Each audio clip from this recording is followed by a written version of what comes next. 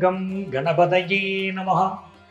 உலகெங்கும் வாழும் spiritual tax நேயர்களுக்கு உங்கள் ஆத்மார்த்த ஜோதிடர் நங்கநல்லூர் டாக்டர் பஞ்சநாதனின் இனிய ஹாப்பி நியூ இயர் 2026 வாழ்த்துக்கள். 2026 பிறக்க போகுது. இந்த ஆண்டு நமக்கு நல்ல மாற்றங்களை தருமா? நிறைய எதிர்பார்ப்போடு நம்ம இருக்கோம். நல்ல மாற்றங்களை தருமா? நம்ம ராசிக்கு என்ன பலன்களை தரும்? இந்த ஆண்டுடைய கிரகநிலைகளை பார்க்கிற போது நமக்கு இது நன்மையை தருமா? நன்மையை தந்தால் எந்த விதத்தில் தரும் அப்படின்னு எதிர்பார்ப்போடு இருக்கும். பாக்கியஸ்தானம், காலபுருஷ தத்துவத்துடைய பாக்கியஸ்தானம் வலுத்திருக்கக்கூடிய அற்புதமான நேரத்தில் இந்த ஹாப்பி நியூ இயர் பிறக்குது. அதாவது 2026 பல நல்ல மாற்றங்களை நம்ம எதிர்பார்க்க முடியும் என்ற நம்பிக்கை மனசுல பிறக்குது. 2025 என்னவெல்லாம் நமக்கு கஷ்டங்கள் இருந்ததோ அந்த கஷ்டத்துக்கெல்லாம் விடிவு காலம் பிறக்காதா அப்படிங்கிற அடிப்படையிலேயே நம்ம ராசிக்கு இந்த புத்தாண்டு எப்படி இருக்க போகுது அப்படிங்கிற பலன்களை நம்ம இந்த நிகழ்ச்சியில பார்க்க போகிறோம். நேயர்கள் அனைவருக்கும் நீங்க உங்களுடைய பலன்கள் என்ன, பரிகாரங்கள் என்ன, இந்த ஆண்டு உங்களுக்கு நடக்க போகிற பொது பலன்கள் என்ன, எல்லாத்தையுமே இந்த நிகழ்ச்சியில சொல்ல போறேன். கூர்ந்து கவனிச்சுக்கோங்க. உங்களுக்கு என்னுடைய புத்தாண்டு வாழ்த்துக்களை மீண்டும் தெரிவிச்சுக்கிறேன்.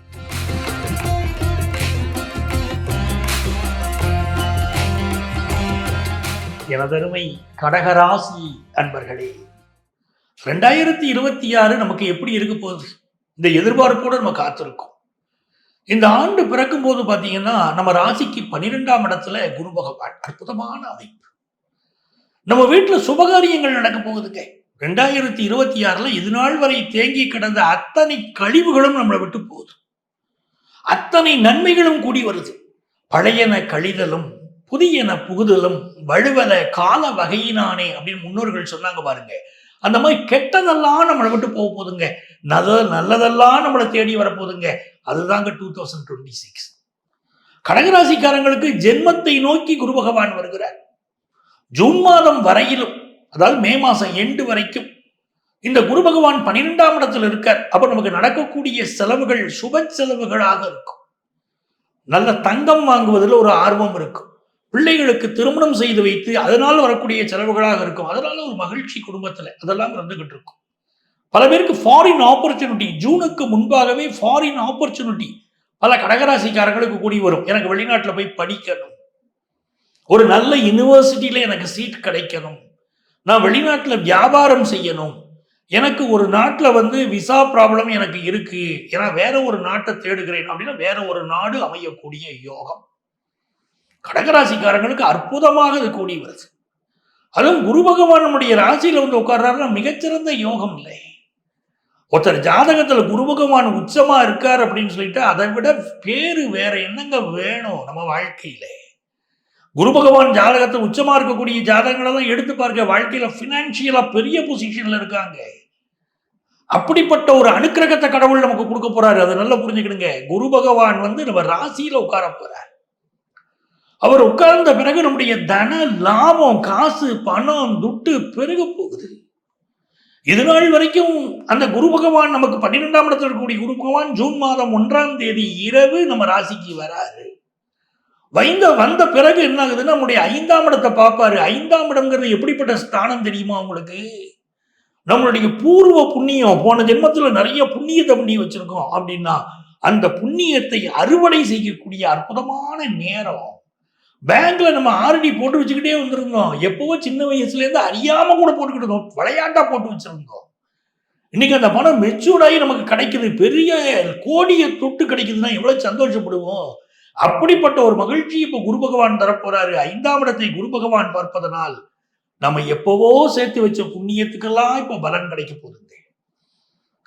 ரொம்ப நாளா கல்யாணத்துக்கு காத்திருக்கிறவர்களுக்கு எல்லாம் இந்த 7ஆம் இடத்தை குரு பகவான் பார்ப்பதனால கல்யாணம் ஆயிரும். அது எவ்வளவு பெரிய தடையாக இருந்தாலும் சரி தடை விலகும், கல்யாணம் கூடி வரும். எவ்வளவு பெரிய யோகம்! கல்யாணம் கூடி வந்தவங்க ஆல்ரெடி கூடி வந்துருச்சுங்க. குழந்தை பாக்கியத்துக்கு நாங்கள் படுற பாடு இருக்கு பாருங்க. டாக்டரை போய் பார்க்குறோம், எல்லாம் உங்களுக்கு பிரச்சனை இல்லை அப்படிங்கிறாரு, ஆனா குழந்தை பாக்கியம் இல்லைங்க. அப்படிப்பட்ட சூழ்நிலையில இருக்கும் அப்படிங்கிறவங்களுக்கு எல்லாம் இருந்து எங்க குழந்தை பாக்கியம் இல்லை, ஒரு குறையும் இல்லைன்னு டாக்டர் சொல்றாரு அப்படின்னு கேட்குறீங்க. உங்களுக்கு நல்ல நேரம், இறைவனுடைய அருள் இப்போ வருது. 5ஆம் இடத்தை அந்த குரு பகவான் பார்க்கிறாரு. புத்திர சந்தானம், ஜூன் மாதத்திற்கு பிறகு உங்களுக்கு குழந்தை வாக்கியம் அமையக்கூடிய அற்புதமான நேரம். இதுல பாருங்க, உங்க ராசிக்கு 2ஆம் இடத்துல கேது பகவான் இருக்கார். முன்கோபம் நிறைய வரும். அந்த முன்கோபத்தை குறைக்கணும். சிலருக்கு பற்கள் சம்பந்தமான பிரச்சனையை கொடுக்கும். அதை இந்த ஆண்டு கொஞ்சம் ஹெல்த்தை பார்க்கணும். 2ஆம் இடத்துக்குரிய சூரியன் 6ல் உட்கார்ந்தாருங்க. யோகங்க. அரசு வேலை கிடைக்குங்க. ரொம்ப ஒரு யோகம். அரசு வேலையை எதிர்பார்க்கக்கூடியவர்களுக்கு அற்புதமான அரசு வேலை கிடைக்க போகிறது. இது நாள் வரைக்கும் சர்வீஸ் செக்டார்ல இருந்து எனக்கு பெரிய முன்னேற்றம் இல்லைன்னு சொல்லக்கூடிய கடகராசிக்காரங்களுக்கு சர்வீஸ் செக்டார்ல பணியாற்றக்கூடியவர்கள், சர்வீஸ் பண்ணக்கூடியவங்களுக்கெல்லாம் நல்ல வளர்ச்சி வரப்போகுது. 4ஆம் இடத்துக்குரிய சுக்கிரன் 6ல் உட்கார்ந்து அற்புதமா ஒரு இடத்தை துவங்கிட்டாரு. நமக்கு ஒரு வெஹிக்கிள் வாங்கணும், 4 வீலர் வாங்கணும். சரியா எனக்கு லோன் கிடைக்கலங்க. எல்லாரும் லோன் கிடைக்குதுங்க, எனக்கு மட்டும் கிடைக்கலங்க. அப்படிங்கிறவங்களுக்கு அழகா லோன் கிடைக்கும். நல்ல ஒரு 2 வீலரோ காரோ வாங்கி 2026ல கொண்டாட போறீங்க. சில பேருக்கு வீட்டு உபயோக பொருட்கள் வாங்கணும்னு இருக்கும். ஒரு டிஷ் வாஷ் வாங்கினா பரவாயில்லைங்க, ஒரு வாஷிங் மிஷின் வாங்கிட்டா பரவாயில்லைங்க அப்படின்னு நினைக்கக்கூடியவர்களுக்கெல்லாம் அருமையாக வீட்டு உபயோக பொருட்கள் வாங்கக்கூடிய யோகம் வருது. 6ஆம் இடத்துல செவ்வாய் பகவான் உட்கார்ந்திருக்காரு. Real estate business, real estate business பண்ணக்கூடியவர்களுக்கெல்லாம் பெரிய வளர்ச்சி வரும். சொத்தை வாங்கி பிறகு விற்கக்கூடிய யோகம்னு காட்டுது. இது ரியல் எஸ்டேட் பிசினஸ் பண்றவங்களுக்கு பெரிய வளர்ச்சியை கொண்டு வந்து தரும். கடகராசிக்காரங்களுக்கு எதிரிகளை கண்டு பயம் இருந்தவர்களுக்கு எல்லாம் அந்த பயம் விலகும். எதிரிகள் உங்களை கண்டு பயப்படுவாங்க இனிமே. அப்படிப்பட்ட சூழ்நிலை உருவாகும். ஆனா 6ல் சுக்கிரன் இருக்கும்போது என்னன்னா, கணவன் மனைவி உறவுன்னு இருக்கு பாருங்க, அதுல கொஞ்சம் கனிவா போயிடணும். குரு இருந்து செகண்ட் ஹாஃப்ல நம்மளை காப்பாத்திடுவாரு. ஆனா ஜூன் மாசம் வரைக்கும் கொஞ்சம் கணவன் மனைவி உறவுல கவனமா இருந்துக்கிடுங்க. பலர் விவாகரத்துக்கு முயற்சி பண்ண விவாகரத்து அமைஞ்சு போயிடும். கொஞ்சம் பொறுமையா இருங்க. அதே மாதிரி அட்டமத்துல ராகு உட்கார்ந்தா, 2ல் கேது, 8ல் ராகுங்க. வேணும்னே திட்டம் போட்டு நம்மளை பழி வாங்கறதுக்கு சிலர் காத்திருக்காங்க. அவமானப்படுத்துறதுக்கு சிலர் முயற்சி பண்றாங்க. எச்சரிக்கையா நம்ம இருந்துக்கிடணும். 9ல் இருக்கக்கூடிய சனி பகவான், அவரை ஜென்மத்திற்கு வரப்போகிற குரு பகவான் பார்க்கிற போது நல்ல வேலை வாய்ப்பு அற்புதமா அமையும். ராசிக்கு அதிபதி சந்திரன் உச்சத்தில் அமர்ந்து இந்த ஆண்டு தொடங்குவதனால் இருக்கிற ராசிக்காரர்களில் மிகப்பெரிய உச்சமான வாழ்க்கையை பெறப்போகிற ஒரு ராசியாக நீங்கள் இருக்க போறீங்க. உங்களுடைய இன்டெலிஜென்ஸ் வெளிப்படும், உங்கள் அறிவு கூர்மை வெளிப்படும். எந்த துறையிலும் நீங்கள் பெரிய ஆளாக வர முடியும். அப்படிப்பட்ட யோகம். பிசினஸ் பண்றவங்களுக்கு பிசினஸ்க்கு தேவையான கடன் உதவி கிடைக்கும். உடல் நலத்துல மட்டும் கூடுதல் அக்கறை எடுத்துக்கொள்ள வேண்டிய ஒரு வருடம். வயது சம்பந்தப்பட்ட தொந்தரவுகள் சிலருக்கு இருக்கலாம். உடல் நலத்துல அக்கறை எடுத்துக்கிடுங்க. நெஞ்சக நோய்கள் இருக்கிறவங்க மெடிக்கல் அட்வைஸ் எடுங்க. ஆனால் எப்படி இருந்தாலும் 2026 உங்கள் வாழ்க்கையில் முத்திரையை பதிக்காமல் போகாது. சூப்பர் இயர் அப்படின்னு சொல்லுவீங்க. அவ்வளவு நல்ல விஷயம் நடக்கும். இந்த ஆண்டு யாரை வழிபட்டால் கேட்ட வரம் கிடைக்கும் அப்படிங்கிறவங்க, நீங்கள் வழிபட வேண்டிய தெய்வம் ஸ்ரீரங்கம் ரெங்கநாதர். அந்த ரெங்கநாதர் வழிபாடு செய்வது என்பது ஒரு பெரிய வளர்ச்சியை கொடுக்கும். அற்புதத்தை தேடித்தரும் ஆண்டாக 2026 உங்களுக்கு அமைய என்னுடைய வாழ்த்துக்கள், வணக்கங்கள். இந்த ஆண்டு பலன்கள் நம்ம ராசிக்கு எப்படி இருக்கும் அப்படின்னு பார்த்தோம். பொதுவான அடிப்படையில் பார்க்கும்போது இந்த ஆண்டுல முக்கியமா நம்ம எடுத்துக்க வேண்டிய கிரகங்களா என்ன இருக்குன்னா, சனி பகவான், ராகு கேது பெயர்ச்சி, குரு பகவான், இந்த விஷயங்களை பார்க்க வேண்டியிருக்கு.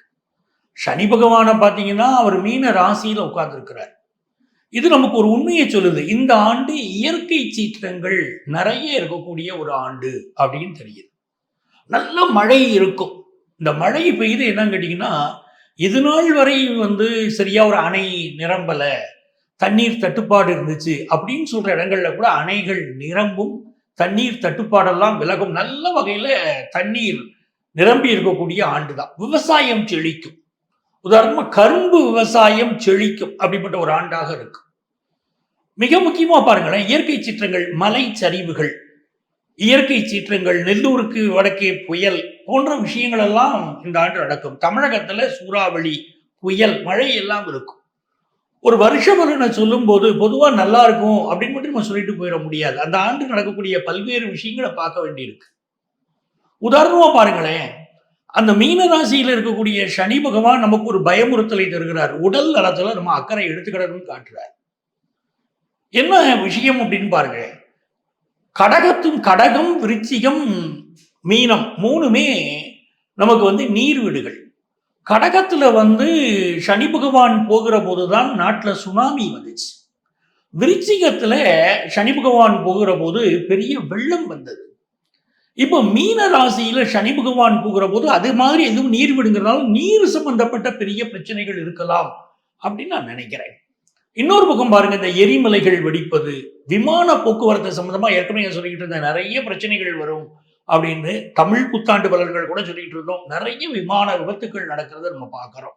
இதெல்லாம் இருக்கக்கூடிய விஷயங்கள். அதே மாதிரி இந்த ஆண்டு வந்து கேன்சருக்கு மருந்து கண்டுபிடிப்பாங்க. உலகளாவிய வகையில் அது பெரிய உதவியா இருக்கும். இன்னொரு புறம் பாருங்க, சுகர் கம்ப்ளைண்ட் மட்டுப்படுத்தக்கூடிய மாத்திரைகள் ரொம்ப அருமையான முறையில் கண்டுபிடிப்பாங்க. அப்ப நிறைய நவீன மருந்துகள் கண்டுபிடிக்கிறது. கம்ப்யூட்டர் துறையில் நல்ல வேலை வாய்ப்பு, குறிப்பா ஆர்டிபிஷியல் இன்டெலிஜென்ஸ் படிச்சவங்களுக்கு ஒரு நல்ல வேலை வாய்ப்பு. தமிழகத்தை பொறுத்த வரைக்கும் மதுரை மாவட்டத்தில் பல போராட்டங்கள், பிரச்சனைகள் இது எல்லாமே வந்து ஆரம்பிச்சிடும். ஏன்னா சனி பகவான் அங்கே உட்கார்ந்த உடனே இப்பவே பார்க்குறோம், திருப்பரங்குன்ற விஷயம் நமக்கு தெரியுது. அதே மாதிரி இந்த சனி பகவானுடைய பார்வை வந்து தனுசு ராசியில் விழுவதனால கோவை மாவட்டத்தில் பல்வேறு இயற்கை சீற்றங்கள், பல்வேறு பிரச்சனைகள், மக்கள் போராட்டங்கள், நிறைய இந்த மாதிரி சிக்கல்கள் இந்த ஆண்டு நம்ம பார்ப்போம். சனி பகவான் கன்னி ராசியை பார்க்கிறார் அப்படிங்கும்போது இந்த ஆண்டு வந்து தெற்கு மாவட்டங்கள், தமிழகத்தின் தென் மாவட்டங்களில் பாதிப்பு இருக்கும் அப்படின்னு நமக்கு தெரிகிறது. அதே நேரத்தில் இந்த ஆண்டு வந்து நல்ல வேலை வாய்ப்பு நிறைய இருக்கும். பெர்காபிட்டா இன்கம் இந்தியாவை பொறுத்த வரைக்கும் கூடும். அரசியல் அப்படின்னு எடுத்துக்கிட்டோம்னா கடகத்திலே செவ்வாய் இருக்கக்கூடிய 2 பேருக்கு இடையில பெரிய போட்டி இருக்கும். ஒன்று உதயநிதி ஸ்டாலின் அவர்கள், அவருக்கும் விஜய் அவர்களுக்கும் கடகத்துல செவ்வாய் பகவான் இருக்கிறார். ஆக இந்த திராவிட முன்னேற்ற கழகத்திற்கும் ஒரு விஜயுடைய கட்சிக்கும் இடையில ஒரு பெரிய போட்டி இருக்கும்.